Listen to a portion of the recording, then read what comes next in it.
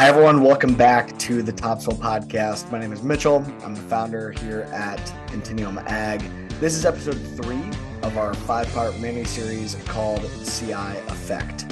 Today, Chad and I sit down to talk about the need for collaboration between farmers and biofuel manufacturers. We've got to continue to get these CI scores really ramped up. Every bushel that goes into biofuel in 2025 is going to need a CI score. That's 6 billion bushels that need CI scores. We need to get ahead of this. We need to be collaborating, and more people need to know about how important carbon intensity is going to be in this marketplace. Enjoy this episode. All right, Chad Scebold, Continuum Ag with Mitch, Hora, Continuum Ag CEO. Appreciate you joining today. Hey, let's get after it. I think the cool thing, we're in a 5-part mini-series around carbon intensity, everything CI. I think where we left off last was CI scores, and you did a good job of kind of bringing it full circle of why we needed to get it for our farm and then where to get it on topsoil.ag.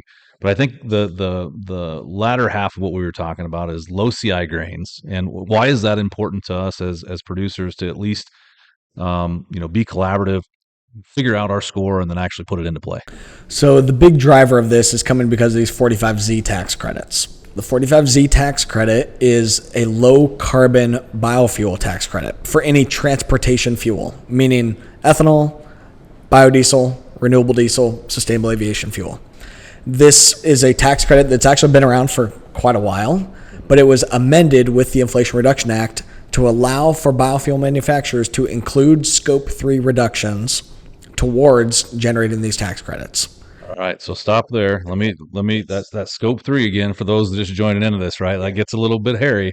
So when we start talking about Scope 3 again, this is the stuff that talks about the amount of energy that goes into producing a bushel of grain that then goes into an ethanol plant to get produced into. A gallon of ethanol is going to have a carbon footprint to it, and that footprint comes from what happens at the ethanol plant, the energy or the electricity utilized going into the plant, and the grain or the Scope 3 supply chain before the plant. Sure. And so part of our carbon footprint, of the carbon footprint or carbon intensity of our bushels, is therefore part of the carbon intensity or footprint of the gallon. Makes sense. And you mentioned something about gasoline being somewhere around 55 as a score. Gasoline is 100, thank you. Ethanol is at 55. And so think about those two numbers. Again, 100 for gasoline is the CI score and 55 for ethanol. And so we just started talking about, ethanol and the biofuel industry. I think 40 some odd % of the corn produced goes into the ethanol market. So it's a significant portion of what we as producers are putting into the into production, right? Chunk. So that's why with this Inflation Reduction Act, in this administration and stuff, really pushing part of the agenda here to decarbonize transportation, decarbonize and alleviate our need on our reliance on fossil fuel, decarbonize agriculture. It checks a lot of boxes. Okay, so that's why this 45Z tax credit makes sense. I'm going to dive into that in that next section. But right now, I think, as you start looking at low CI grain, what gets you excited about that? And when we, we're talking maybe a lot about ethanol right now, but you talked about decarbonization of, Delta Airlines, right? All these folks that want to have these long-term initiatives of like, hey, look what we're doing as a group. This is what we're going to do to get there, right? So all these sustainability efforts. So what within the ag marketplace excites you most around low CI grains? Interesting piece of that is agriculture is part of every single supply chain. Part of the fuel that Delta is using. We're part of the food that Delta's serving on the airplanes and stuff. Like, it just so many times that we just keep coming up. So all these companies that have their big corporate sustainability goals, or companies that are tapping into these tax credits, they all have agriculture in their supply chain. Now, for the first time, we have an opportunity to really tell our story and utilize the carbon intensity number as a metric and a scientific system that we can actually hang our hat on. And it can be third-party verified. It can be traced and use blockchain and all that to track it all the way through. Like, very legit. And like these practices that we're doing on our farms, like, it actually does decarbonize the bushel and decarbonize that next thing, but it also leads to a lot of other positive outcomes like family farm profitability and improved water quality and biodiversity, all kinds of different stuff. But number one, these guys all want to talk about carbon. Sure. So that's why today we're talking about carbon. And dude, we're doing a lot of the things as producers that we should be doing. We're doing all the right things. Now it's time to, I coach youth sports, and we always talk about not showing off, but it's show out, right?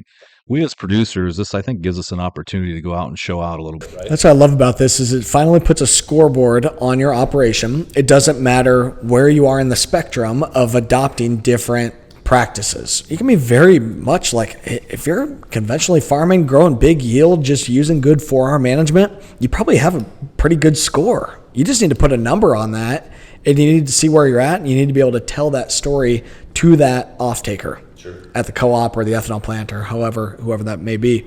But more and more, we're going to be asked for data. Yep. And it's the reason being is that these guys need to know the carbon footprint, need to know the scores. So let's talk about that a little bit more too, because I think it's pretty important, especially with the political climate that we're in right now. I know that as we're recording this, there was some regardless what side you follow on the stance of the CO2 pipelines, Navigator just pulled the plug on theirs. But it is significant for us as producers to understand why they're doing that, right? And what does that mean for CI scoring and for us as producers? Back to the numbers and stuff here. Gasoline has a score of 100. Ethanol has a score around 55. If you put in a pipeline, a CO2 pipeline, it reduces your carbon intensity by about 30 points. So that would take the total gallons carbon intensity from 55 to 25 overnight. Just done. Pipeline, done deal. So now the score is 25. The remaining 25 points there are pretty much all allocated to the grain. And again, that's what we're saying. Hey, you can have a pipeline, but also have low carbon grain coming in. Now you could have carbon neutral, carbon negative ethanol. It could be a very real thing. Like, this is huge stuff. The pipeline's no longer going to happen here. Navigator pulled the plug here recently. The Summit pipeline is still moving forward, 2026. But talking 2026. Yeah. So that big 30-point lever is no longer there. And really, it's not the instant option and not the easy button. So the other major lever is the grain and the farmer driver and that piece. And the key why we got to go now is these tax credits start on Jan 1 of 2025. Okay, the year 2025, this stuff is going. The Inflation Reduction Act, 45Z tax credit in the law says due start no later than Jan 1, 2025. The 2024 crop is going into that 2025 ethanol, and the things that we do in the fall of 2023, if you're hearing this right away, fall of 2023, the decisions we're making now are going to influence our footprint in 2024 and influence that fuel in 2025. Yeah, never been a better time. We talked about that a couple different times now, but I think when you look at low CI grains, maybe that's a new market term for some of you out there, but I think it is, I was lucky enough to kind of play out in the East Coast, and they talk about, what and how they market some of the meat, right, production and what goes into that. So you talked about downstream. So I know we're talking about ethanol and we're talking about the 45Z credit, and we'll talk more about that credit, but I think what it also may give us a chance to do, and maybe talk a little bit about this, creating new markets, right? What's that look like? I think that's what I love about this. Okay, I'm not sold that it's going to be tax credits for forever, and I don't believe that it should be tax credits for forever. I think the free market, if they want to have low carbon and stuff, they're going to have to figure it out on their own. The tax credit just sets a precedent. It gives us a scoring system and a business model, and we talked about the business model before. 5.4 cents per bushel per point that you reduce. That's pretty substantial dollars when you run the math, and we'll maybe dig into that a little bit here because it is real money. That's why I'm so excited. Like, I'm looking at my farm and I'm like, holy crap, this is a game changer for my farm. And but I think it's going to set a precedent for other things. Okay, so the tax credit today is tied to biofuel. On my farm, most of my corn today goes to feed pigs. 65% of the carbon footprint of a pig comes from the feed. Wow. Isn't that nuts? Yeah. For cattle, it's about 40%, dairy cows and stuff. Okay, so we talk about cow farts and stuff causing, issues. Yep. 40% of the carbon footprint of a dairy cow comes from the feed, the grain, the silage and stuff that it's eating. So now we have this precedent here for low carbon fuel, but the livestock industry is absolutely going to pick up on this too. Low carbon milk, low carbon eggs, low carbon pork, all of that. Absolutely where this is going to go. Money. Yeah, that's huge. So tell me, listen, I think, so for my friends out east, right, how do you approach, right? Like, what does that marketplace look like? Is it up to the farm to create that market? Is it up to, what's it look like? Companies are going to have to figure that out. Okay. So the reason being, so like in my pork side of things, okay. So if my corn is worth extra money, and we still got to dig into the dollars here. We're making people wait here a little bit on the big money. Show me the money. Come on. So, but we'll get into that. If the local pork producer wants my corn to stay within their supply chain, they're going to have to pay more for it. The local basis, we're driving it up here for that low carbon corn. We're still producing the same amount of bushels, okay? This isn't a food versus fuel, okay? It's just that the low carbon corn is going to go into fuel, and the leftover or high carbon corn is going to be there to feed those pigs, because they're going to be paying just regular commodity prices. Or they're going to have to pay more to keep my low carbon corn. They're not going to want to just pay more and not get any benefit. They're going to say, hey, how can I utilize this low carbon corn to help me as a pork producer to tell my story that I'm producing low carbon pork? Because JBS and Tyson's, they got corporate sustainability goals. That's right. They need to have those low carbon pigs going into their scope 3 equation to show that they're low carbon as well. And now this is just going to force their hand here that it just regulation drives up cost of some of these things. Ethanol and regulation impacting commodity prices is not a new thing. This has been going on with renewable fuel standard for a long time. Okay, so this is more of the same, but now is the time for everybody to take a look at this opportunity and this precedent that's being set and say, how do I capitalize on this? Because this stuff ain't going away. That's right. So I love it, and that's what gets me up every day, right? Is how do we make the 2 million farms that are in the U.S. today? How do we bottom line make them profitable so that we have some more 7th, 8th, 9th generation farm, in the future here. Back to carbon and fuel, right? Low carbon fuel, the clean fuel credit that's out there, that 45Z, right? That's where the money is today, right? I know we kind of went down that path of like what it could be in creating these new markets. Well, that market is here today, and the money's here today. So in a previous session, I think we were talking more about like what it does take to be able to get a CI score and then the value of that. So the 5.4 cents, and I think the example we used, if we reduce from 29 to 19, it's worth 54 cents roughly. When you start looking at that and, you're pressing play on that piece of the puzzle, how do we, within Topsoil or with Continuum, how do we work that? How do we maneuver? Yep. So step one, topsoil.ag, you fill out a profile. All it is just what crop do you grow, and you just fill out a simple default, what's your default practices, fertilizer and fuel, cover crop, tillage, yield, all that kind of stuff. Simple. Now there's your score. So the next step is we have a certification process and stuff, because you got to be able to back up that This is legit. Okay, and we've got systems in our CI certification subscription where we'll help you. We'll help you document. We work with third-party verifiers who we submit the data to after harvest.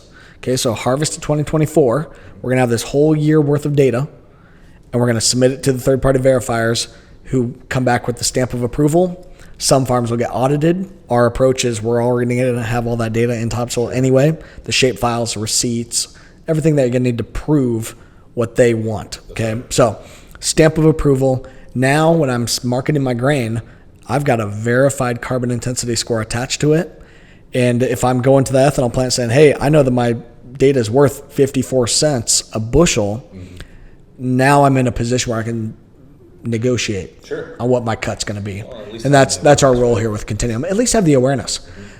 My biggest concern in this is that farmers are going to be submitting data to off-takers who are going to be asking for this type of information and dangling a small carrot, a couple pennies. A penny, 5 pennies, 15 pennies a bushel, which there's pilot projects going right now. You could get paid those kind of dollars right now. But if you don't know what the data is actually worth, you might be leaving significant dollars on the table. It's not a us versus them, though. Right. This is a, hey, together we can grow this pie. And it's been a better time to be more collaborative, right? When you talk about visibility, maybe I'm going to put you down that track just for a second, because when you talk about visibility, right, it's one thing to know your score, right, and to know the value. Those are two separate things. And then press and play, right? So, like, I think we talked a little bit about it, but the piece that actually is the compensation side of it, right? We talked a little bit about 45Z. We're going to dig into it here in just a minute in a deeper dive around 45Z, but that is the enabler right now, right?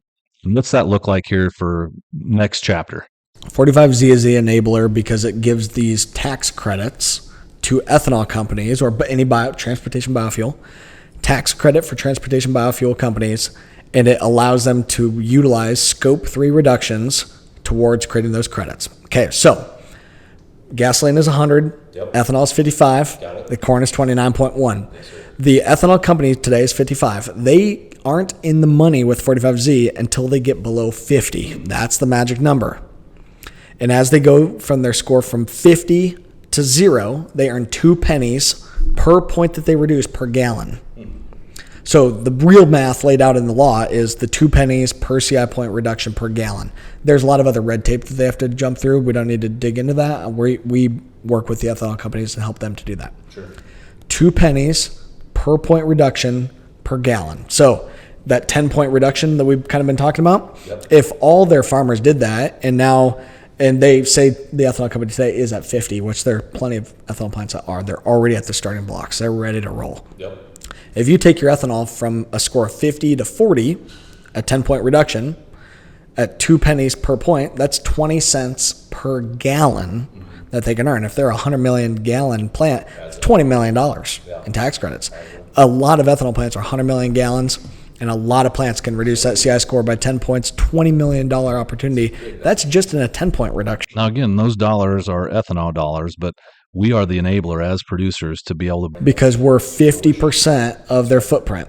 And because there's the pipelines are struggling, we'll see what happens there. But the levers that you can pull to make significant impact are kind of few. And the farmer piece is really where we can rise to the table, join together, saying, hey, farmers can make a big impact here. We're part of the problem today.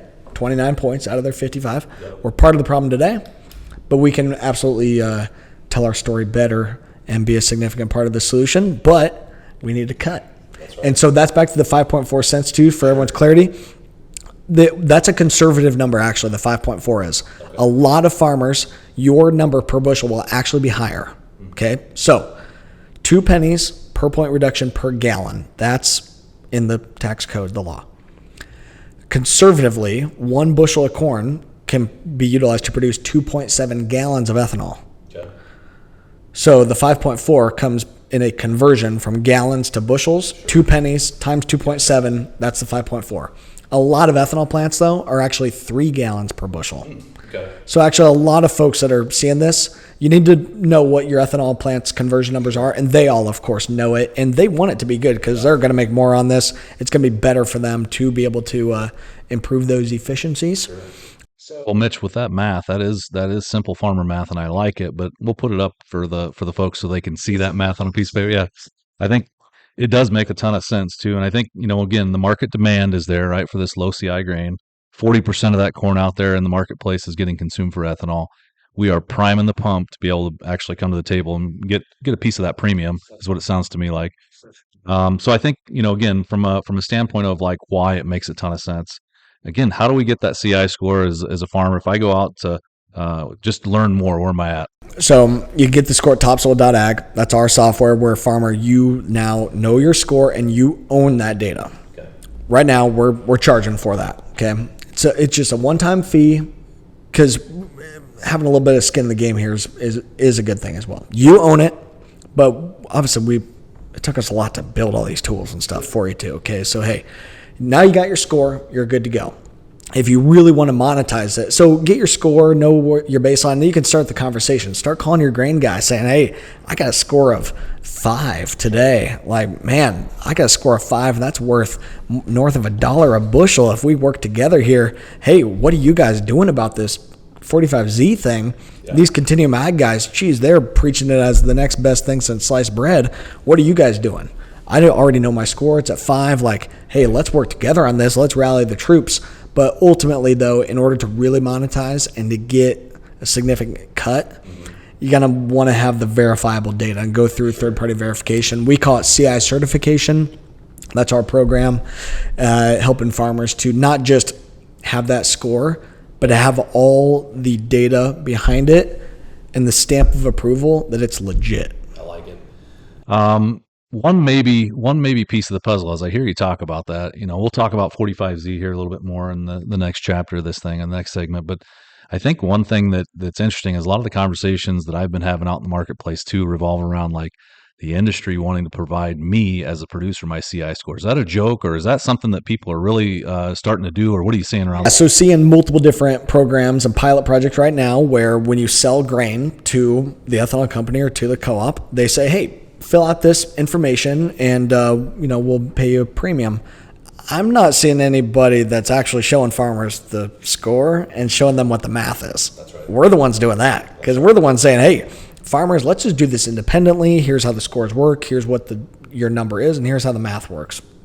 Let's have a conversation. Unique, right? Very unique. Most people aren't going to want farmers to know exactly what that is because they don't know how these tax credits are going to work out yet. Yeah. They don't know what the dollars are going to be to go through verification, and there's just a lot of unknowns, I guess, is what I'm getting at. Okay, so a lot of unknowns. However, our push here at Continuum Ag is to say, hey, folks, this is a short-term tax credit. The only way we're going to maximize these dollars is if we work together. Because farmers are more than 50% of the carbon footprint, but have the biggest opportunity to reduce their impact. But in order to reduce the footprint of an ethanol plant, that if you're a 100 million gallon ethanol plant, you're probably buying 30 million bushels of grain a year. You got to move the needle and move the weighted average of those bushels down significantly if you want to make an impact. If your only farmer that's bringing you low CI grain is Chad Scebold, Chad's a big-time farmer. He's a big-time operator. You're going to make a dent, but you're not going to be able to move the needle enough. So we're going to have all your neighbors and stuff going to have to be able to also say, hey, we need everybody here actually, understanding this, working together. That's what I'm saying. I'm not seeing that at all. Not hardly at all. Like North Dakota area that we're talking about aggregating bushels together. Is that something you see as an opportunity for farmers to kind of unite? Farmers to kind of unite, aggregate together, the good old co-op system. We could be, blending this corn together and having some more bargaining power. Okay. So as a farmer, my CI score on my corn is negative 4.1. Okay, we haven't hit on this yet. The national average is 29.1. My farm is negative 4.1. Doing the math, gotcha. So more than a 30-point reduction that we bring to the table. Yep. But I'm a small-time farmer. Sure. We're only talking on our operation, me and Dad's. We're talking a couple 100,000 bushels, or a little bit, north of that. But say it's a couple 100,000 bushels. If I'm selling that into an ethanol plant that's buying 30 million bushels, they're like, hey, thanks, pat on the back, good job, guys, but it doesn't move the needle big enough. Sure. But we got to be able to get more farmers understanding what that score is, because they're going to continue to ask farmers for this data, but most farmers are just going to fill out the survey, and it is what it is. Most likely better than the default of 29, but we really got to encourage more farmers to look at some of these practices, make significant strides towards lowering the needle, yep. And make sure that we pay them appropriately, though, for doing that. I love the transparency, right? So I think a couple things you hit on for me was important as a farmer, an independent, right? Farmer, you're an independent company. Providing transparency, that's always important, right? I think it's really cool to see some of the industry kind of maneuvering in to be able to say, hey, I work with these producers, even banks, right? Saying, hey, I work with these producers. We have a high operating line. Interest rates right now are kind of through the roof, at least mine. I don't know about yours, but if we're doing some of the right things, a chance to be able to reward some producers too for working with the right partners, right? Yeah, being able to say, hey, we can improve the top line revenue coming into these operations by leveraging this data. My score of negative 4.1, I don't know how far you got on your math, but the delta between 29.1 and negative 4.1, using the math of 5.4 cents, that equates to $1.79 per bushel. I was at $1.77, but that's Iowa math. Close enough, yeah. So $1.79 a bushel. Yeah. I'm not going to see $1.79. The ethanol plant, though, without my data, they're not going to see $1.79 either. That's right. The number for both of us is somewhere in the middle. Mm-hmm. We got to work together here. That's right. $1.79 a bushel on my corn this year did 212 bushel the acre. That math, and my Iowa math anyway, $380 an acre. In new financial opportunity that I'm bringing to Southeast Iowa. Sure.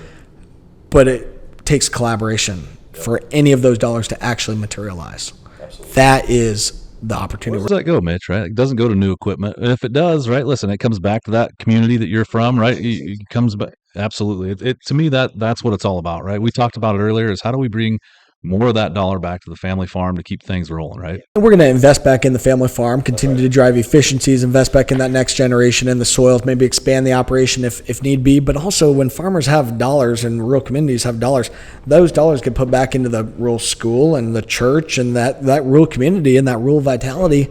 That's what I love about these kind of things too. Is tax credit coming in, roundabout way, taxpayer dollars, but it's not actual. Just the government writing a check. That's right. It's a tax credit. It's a reduction in the tax that the ethanol company would pay. And they can resell the credits. Again, this is way too deep, but I like the tax credit side of this a lot better than other mechanisms. And part of this too, for us as farmers and as ethanol companies, our approach here is we're just working on getting some of our money back. That's right. That we're paying in taxes. We're going to keep paying taxes. Might as well be able to get some of those dollars back that we can reinvest in our rural communities. I like it. Mitch, I had seen or I had read something the other day. Tom Vilsack said something the other day is not only is it the best time or now's the time to be able to take advantage of some of these things. If we don't, as producers, he kind of warned us, right? Like if you don't do it and take advantage of some of the things going on, you're going to regret our ability to not do it next time. Yeah, and I think we were talking, it was a tweet, I think was part of his stuff, was along the lines of like, hey, here's an opportunity. You need to jump on this opportunity, and kind of the threat of, hey, if we don't see enough here, we got the carrot out now. The stick might not be that far behind, which is a scary thing, and we do not want to go there. I like to be in control as a producer. I like to be in control. Yeah. And there is a big opportunity here. Again, 40% of the corn in this country going into renewable fuel. Big levers here and significant dollars. I equate my rough math on all these credits. I could see very realistically this being a $50 billion a year market. Yeah, I love it. Whew. Can you imagine, right? Imagine. Man, crazy. The thing that caught me most there is like the Eastern Iowa versus Western Iowa, levers versus levers. I don't know, that was something that came through, but appreciate you spending some time with me on this. We're going to dig deeper into some of those levers that we're actually going to talk about. 45Z on the next one. Let's talk deep dive. But I'm Chad Scebold, Mitch Hora. Thanks for joining us.